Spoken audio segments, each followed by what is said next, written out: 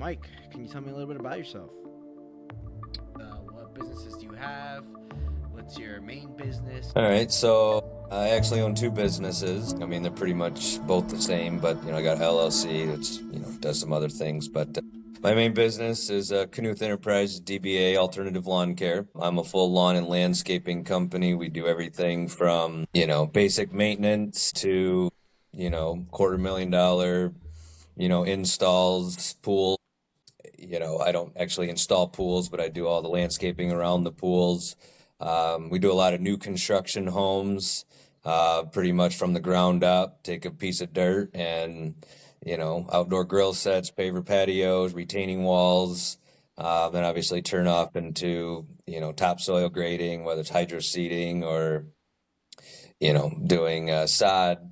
That's what we've been kind of doing the last 7, 8, 9 years. But the main staple of the business is still, fertilization, lawn mowing, light landscaping. But yeah, pretty much anything outside, I can get done for you. So, Got it. Okay. And what got you started in this? so my dad started this company in 1989. I don't know how many listeners you have, but there was a company out there called Chemlon. So my dad was a big regional manager at Chemlon, and then True Green bought him out in the late 80s. And he started up this company, and all he wanted to do was fertilize lawns. He does a lot with, or he did a lot with, organic materials. That's why the business is Alternative Lawn Care. Just different products, different rhyme or reason of how we apply it, when we apply it, kind of a custom approach to things. I mean, everyone, is every human being, eats different things. Every lawn needs a different type of fertilizer next to the neighbor down the road that might have different grass types, different soil types, shade, sun situations. So we started that. And then when I got into high school, I started to do some sales for him and, kind of enjoyed it. Got a gift of gab and pretty much told my dad when I graduated high school, I don't want to fertilize, buy me a truck and a trailer and a lawnmower and let me see what I can do.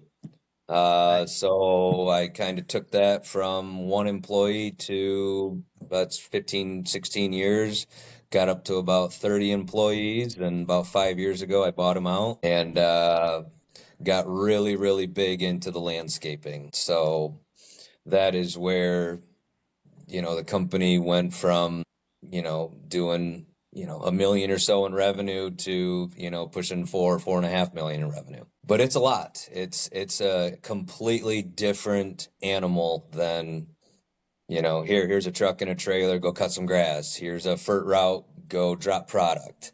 There's a lot of moving parts to the landscaping, and that's why I got all the gray.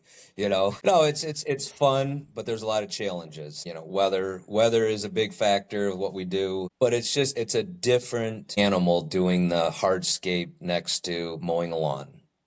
You could take someone that cuts grass. Yeah, she likes the diamonds, she likes the shapes. Then, you take your kids to a house that you just did a beautiful landscaping design on. And I mean, that's kind of one of my sales tricks. It's like, hey, I want to be a part of this. I want to take my kids around here in 5 years, say, hey, look what we did. We put this whole lawn in and, go into these beautiful neighborhoods that we're putting these lawns in and these landscape designs. It's something that is challenging, but also very gratifying at the same time. It's a different beast. Which do you personally prefer to do, hardscaper and landscaping? Uh, I would say that I mastered the lawn care stuff, and that's when I, hired a guy many, many moons ago, kind of got me into the landscaping, and then he went off to do some other stuff and kind of left me with this vision. And it's a tough question to answer because they both have their pros and cons, but definitely the hardscaping side, it's more gratifying. It's just a different thing, I mean, like I said, anybody can cut grass, anybody Yeah. can prune a bush, anybody can lay 10 yards of mulch. Not everybody can do a, 700, 800 square foot paver patio with a seating area. Um, but there's a lot of moving parts to it. And that has been the biggest struggle with me is just, trying to find the guys that, want to beat their head against the wall, flinging rocks and pavers and working outside when it's 89 degrees, or like today it's, mid 40s and drilly and rainy, and hey, we're out there rocking. But no, it's they both bring their pros and cons, but when you take, a 1,000-foot view of the whole company, the tentacles of the fertilizing and the mowing and the landscaping, it all kind of comes together at the end of the year, and it's fun, but it's also a pain in the ass at the same time. Got it. How many guys do you have currently? Right now, I staff right around 41, 42 guys. Winter time, I'll staff anywhere between, 35 and 42, 43 guys in the winter. Probably 6 years ago, I think I had right around 30 guys. So it's definitely, been on the uptick, but, a lot Yeah. of, everyone says, more money, more problems. And, well, that's definitely true with the landscaping because, you can, you know, it's one thing to go cut a grass for 50, $60 or go to a 50, $60,000 landscaping job. You know, the financial, burden that's on your shoulders is a lot different. And that's not my forte. I mean, my forte was cutting grass and, talking with homeowners and saying, hey, I'm going to be a better grass cutting guy than the guy that cut you before. The landscaping, there's a lot more responsibilities to it. But, the guys get paid more money. They're a better employee, and it's growing the company. It's growing the whole Yeah. operation. So With that being said, what was the biggest learning curve you had to do with the business? managing humans. I was raised very differently. Like I said, I'm 42 years old. I'm just a different guy. I wear my emotions on my sleeve, and just I would say coddling employees is definitely the biggest struggle. I mean, when you got 40 some guys, you got 40 some different attitudes and opinions, and someone might, not take very well to being managed in a different way. So I would say definitely the biggest struggle that I have right now is just, my vision next to what I'm trying to get my guys to do. And I got a great core group of guys. It's just finding more core group of guys that want to conform and grow in this industry because it is a dying industry. I watch a couple of your podcasts, and a lot of these guys are, grass cutters and that type of stuff. And I can find grass cutters all day long. Mm-hmm. It's the guys that want to stay, that want to plow, that want to make a career out of this. That those are the guys that I don't want to invest in, and they're hard to find. Everyone wants computer stuff. Everyone wants to sit behind a desk, and it's outside work. There's like roofers and contractors and builders, and it's not everybody is hands on like they used to be. So that's the biggest problem is just humans dealing with human beings. What is the next milestone for you in 12 months? I would say the next milestone for me is to start working on my business instead of working in my business. Putting some people in place to run my company. I got a goal that when I turn 50, I would like to either semi-retire or come in 1 or 2 days a week. Hey, we got money in the bank, payroll's made, customers are happy. We're good. Have yourself a good day. I'm going fishing. I'm going hunting. I'm going golfing.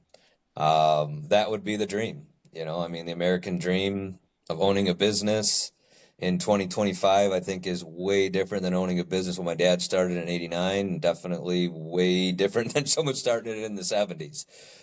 It's just a different time. I mean, everything is so computerized and so digital and so AI, and that's just not me. I mean, like even trying to get this meeting set up, I mean, I had to download a different Zoom meeting and stuff like that's just not me. I mean, I got Yeah. two girls that work in my office that are, rock stars for me. They do all my invoicing, they do all my HR department, and they are a major help to me. My passion is at sales and talking to customers and, shaking hands and kissing babies, and it's not like it used to be. But yeah, my goal would be, 50 and step back and have someone run this. Get gray like me. So, with all that, That's a golden question. I'd like to know that. um, I guess do a bunch of research. Um, you know, I'm trying to find somebody that, that's maybe a slight business partner for me that can take over the role of true operations manager. I mean, I wear a lot of hats around here that I'm not good at it. Like I said, I'm not good at dealing with emotions. I'm one of these guys that, hey, let's put our big boy pants on, let's leave our drama at the door, let's go to work. And in 2025, hey, I got a hangnail, I can't come to work. I don't have a filter to say, hey, buddy, okay, I'll see you tomorrow. No, it's, some derogatory and hey, dude, let's go.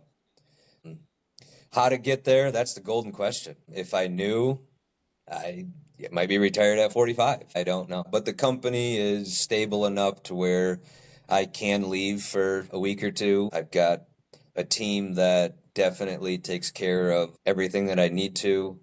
I think I'm lacking one or two key positions around here to take this company into, 100 employees. Whether it's, you know, acquisitions, that's something I've looked into, or downsizing different departments, what department is making, 10%, what department's making 50%. Coming up with those true data. I think, a lot of guys in this industry that start out with a truck and a trailer and a lawnmower, get to a point to they're like, man, I did it. We're here. And now what do we do with it? Do we take it into, the next realm of business and do 10 million in revenue? Well, what does that look like? How do we get there? So yeah, to answer your question, try to find someone to help me. So you know what you're good at and what you're not. So what pillars of the business do you think you would need to fill in? Maybe the finance side, marketing side, sales side. Yeah, What do I you would think, in your say, opinion, it would be? I would say more of just data entry, or, once you get to a size where you've got, 8, 9 mow crews out there, 2, 3 fertilizing crews out there, 4 landscaping crews, a beneficial service. It's really looking at data and saying, hey, is this department making me money? Is crew C, doing what crew B is doing? There is a book out there called Traction with the EOS system. It's something I've looked into. It is something that intrigues me a lot. I am a visionary through and through. I'm not an implementer. I am not somebody that can look at something, sit down with a pad of paper, diagnose it, fix it, optimize it, and create an SOP. I'm the guy that says, this is what we need. This is what I'd like to see happen. Here's a paycheck, do it.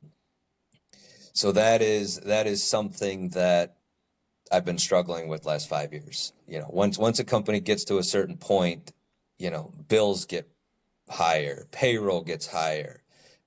Every aspect of money coming in and mowing out, or money going out, needs to be looked at differently than your little mom and pop. And that's been a big struggle of mine. So I will tell you that I don't know how many, viewers that you have. Get a book called Traction. It's an eye-opening experience if you actually truly read the book. I've read one book since I graduated high school, and it was Traction. It is a tried and true system to optimize your business, from the lowest guy on the totem pole all the way up to the top guy. It's just expensive, and it's a lot to conform. And someone like me that is seeing a light at the end of the tunnel, it's something that I'm avidly exploring right now. So on that specific point that you just mentioned, what was the biggest lever that you pulled that enabled you to make a big jump? So I would say networking with other, competitors of mine. I'm not the typical business landscape owner that, look at me, I got the biggest, baddest ass equipment, I've got 47 trucks, oh, you only got 20, I'm bigger and better than you. I don't see my competition as competition. I think of them as allies. I mean, there's enough work out there for everybody. It's just talking with other businesses, like that EOS system that I just told you about. I got that from contact that I've befriended many, many years ago, and he's like, Mike, it's time for you to look into this. Um, it's been a few years of me trying to find somebody to implement these systems, because again, that's not me. I'm a shake hands, kiss baby. I want to be out in the field. I want to be selling work. I want to be, I want to disconnect myself from day-to-day ops and looking at my business as a whole and not just day-to-day minutia BS.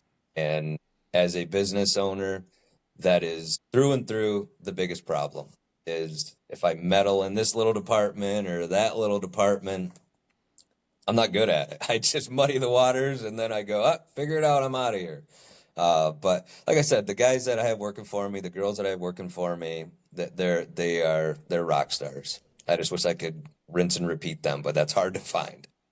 Yeah, would you say that's probably your biggest bottleneck at the moment? I would say that's probably the biggest bottleneck in every business. I mean, dealing with humans and employees, I mean, that's my biggest expense is payroll. You know, I'm only as good as my least paid employee. Training is another big thing. I don't want to go down that rabbit hole, but training it's hard, especially in this industry, because I can't just stop and say, all right, I'm going to take 2 weeks off and train 15 guys. It's no, they're training on site. They're training day to day, and they got to learn as they're getting trained. And they make mistakes along the road. I mean, this is not an easy industry because there's just a lot of moving parts to it. What marketing efforts have you done so far, and what's performing the best for you? Something that's going to probably blow some people's minds. What really started it was cold call telemarketing. That is what kind of cut my teeth doing this cold call telemarketing. Now, obviously nobody wants to answer a phone. Everything is email and that type of stuff. So probably the biggest ROI that I've ever seen is door hangers. It's something that, gets my guys some money in the springtime. Grass is not ready to be done. I can't get on sites because it's still frost, it's still frozen, there's wet.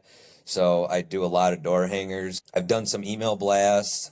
I haven't really seen much an ROI on that. Doing some mailers. We did like I think it was 30,000 mailers this spring, but the door hangers kicked their ass because I can target it better. And if I think it's a little bit more of the old school, hey, I got something on my door that means it's a local company. They might think of me of a little bit smaller of a company, more of like a mom and pop, and they hit me up.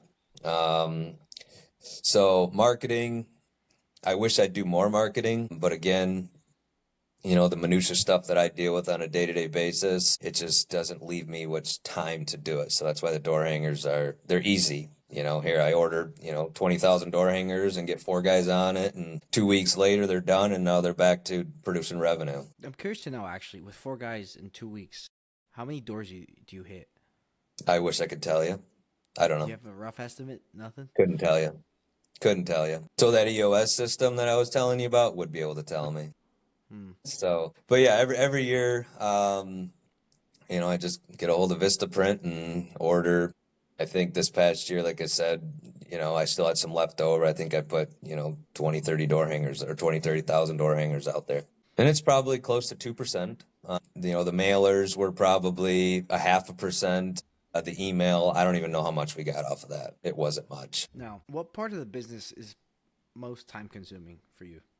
For me personally, I would say the most time consuming that I'm dealing with today would be staffing, putting right guys in the right place. I would say next to that is just compliance. Everybody that starts a business has a dream, gets to a certain point and then go, wow, there's taxes, there's tax preparing, there's tax planning, and you know, taking money and what do you do with it? Do you put money over here? Do you put money over there? So it's just it's a different philosophy. It's like, hey, I can go cut grass and make myself $2,000 a week with another guy. Hey, I'm happy. And then all of a sudden it's like, man, I need another crew, and then another crew, and then all of a sudden it's like, man, now what do we do? But I would definitely say that's definitely most time consuming is just staffing and just the minutia dealing with payroll and just compliance, unemployment, insurance stuff, all the stuff that, that guys like me could care less about. But unfortunately, it just comes with the territory. And you either need to just hit it head on, and if you don't, you're going to fold. What do you think is costing you the most amount of money, but not on the surface level, like below that? Um, I would That's probably like say, hidden. yeah, I would say define roles for guys. That is a big thing. Just the unknown, the unorganization. If one of the mow routes or FERT routes are not routed properly, are they spending too much time driving from site to site? I would say those, like you said, that hidden underlying stuff that I can't come up with true numbers. I just know that they're there. Um, Other than payroll, just the time. Wasted time getting to and from job sites, loadouts in the mornings, and just having an employee not have a clear vision of what they're doing on a day-to-day basis. Yeah.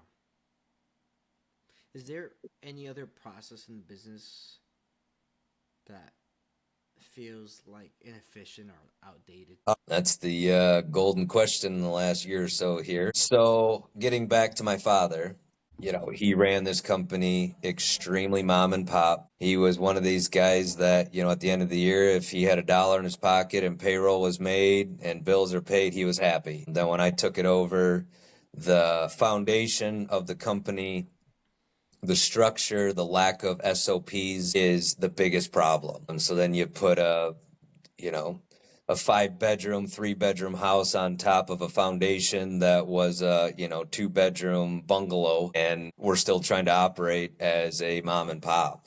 And that is where I have been trying to find somebody that can help me build this foundation while I'm still operating as a 5 bedroom, 3 bedroom, or 3 bath house. And that's a struggle for me. That's through and through my biggest struggle is just I'm not good at business. I'm good at sales. I'm good at, helping out my guys, but I'm not good at creating structure and SOPs for my guys. And I'm failing them. And it's a struggle every day. Let's say you had a magic wand that could instantly improve any part of your business. What would that be? I would say having a true office manager or a true landscape foreman that can take a lot of the little grains of sand off of my plate. Like I said, I wear a lot of hats around here, but finding someone to, whether it's a business partner, somebody that, when I'm out in the field can deal with a phone call, can deal with, an issue, and to take that off my plate so I can focus on what I'm good at. That's my thing right now is trying to find someone that can help me grow this company. I mean, one person can't run 40 guys. I don't even know how many services that we offer. I mean, I could come up with it if I really sat down and did it, but we Mm-hmm. offer a lot of services and trying to have somebody help me run this company. That's a hard person to find. And what do you think is the biggest challenge that's between you and that? Coming up with a defined role of what I'd like this person to do. I'm going to keep going back to this EOS system. Yeah. I'm a I'm a visionary. I can't come up with some of these answers that you're asking. I can see it in my head. I just Yeah. can't bring it to light and go, "Hey, this is what needs to be done. This is how it's going to be done, and here's the system of how it's going to be implemented." And now I'm going to massage that. So it's just trying to find that right fit to shoulder. We're both going into battle together. I got my machine guns. He's got his machine guns, and we're just doing it. That's my biggest problem. Like my father. I talk to him once or twice a day, blows his mind of what I've done here. I mean, my payroll a week is sometimes more than he'd do a month in revenue. And he just keeps saying, Mike, you got to find somebody. You got to find someone to help you. You're going to kill Yeah. yourself. And it's just trying to find that person. And then once I find that person, giving him the right direction and the right tools to succeed. With all that in mind, what advice would you give somebody just starting out in the same business? I would say advice would be don't get too big too fast. I keep going back to my dad in this conversation. For years, he's like, Mike, yep, I know you want to grow. I know you want to grow. I know you want to grow. Just take it slow. Like I said, when I bought the company from him, I, almost did 200% more in the last 5 years. I would say work on your foundation of your company, create a system that guys and girls can succeed in. I would also say paying your guys enough salary for them to live on. When I look at some of my, I would say lower paid employees, I sit up at night and like, how do they make ends meet? I couldn't live off of that. I've got, 3 kids. I got one kid that's in the Marine Corps. I mean, he couldn't live off of what some of these guys are making. I got some Mo guys that are pushing mid 40s and they just want to cut grass. And it's like, well, the revenue is not there for you to make, enough for you to buy a house and to maybe buy a toy or buy a boat. So that's something that I've done since I've taken over this company is I'm paying my people more money so they can actually store away a little nest egg. I did insurance for them. I do a 1K, I do dental vision so I can get a better qualified employee and keep the employees here so they're not going down the road for an extra dollar. So that would be my advice to somebody is don't grow too fast and take care of your employees because they'll take care of you. Okay, how can people find your business? They can find my business, on the website. My website is alternativelawncaremi.com. They can reach me on their office phone. They can Google us. They can stop into my office and we can shoot the shit for however long you want. I'm a talker, but yeah, that's pretty much how. Mike, thank you so much for jumping on this call. I really appreciate it.